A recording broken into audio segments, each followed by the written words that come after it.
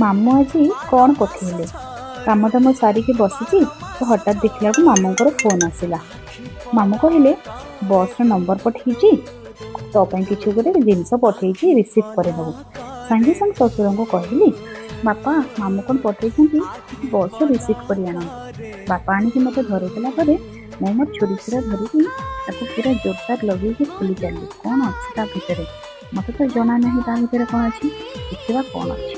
Surprise ବା କାହାକୁ ପସନ୍ଦ ନାହିଁ? ଛୋଟ ହେଉ କି ବଡ଼ ହେଉ ସମସ୍ତଙ୍କୁ ସରପ୍ରାଇଜ୍ ପସନ୍ଦ। ଶାଶୁଘରେ ଥିବା ଭିତରେ ବାପ ଘରୁ ଯାହା ହେଲେ ବି କିଛି ଗୋଟେ ଆସିଗଲେ ବହୁତ ଖୁସି ଲାଗେ ନା। ମୁଁ ତ ବହୁତ ଏକ୍ସାଇଟେଡ଼୍ ଅଛି। ଦେଖାଯାଉ ଭିତରେ କ'ଣ ଅଛି। ବୁଟ ବି ତାର ବହୁତ ଏକ୍ସାଇଟେଡ଼୍, କ'ଣ ଅଛି ମାମା କ'ଣ ଅଛି? ମୁଁ କହିଲି ମୁଁ ତ ଜାଣିନି, ଦେଖିବା ଖୋଲାଯାଉ କ'ଣ ଅଛି।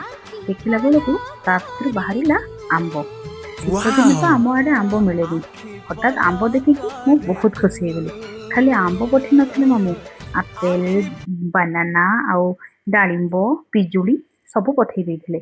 ବହୁତ ଖୁସି ଲାଗିଲା ଆମ୍ବ ଦେଖିକି। କବେ କି ଅଫ୍ ସିଜନରେ ଏଇସବୁ ଅଫ୍ ଫ୍ରୁଟ୍ ମିଳିଗଲା ମାନେ ବହୁତ ଖୁସି ଲାଗେ। ସାଙ୍ଗେ ସାଙ୍ଗେ ଆମ୍ବ ଗୋଟେ କାଟି କୁଟାକି ଆମେ ଖାଇଲୁ। ଆପଣମାନେ ବି କମେଣ୍ଟରେ ଜଣାନ୍ତୁ ଆପଣଙ୍କ ଆମ୍ବ ମିଳେ ନା ନାହିଁ।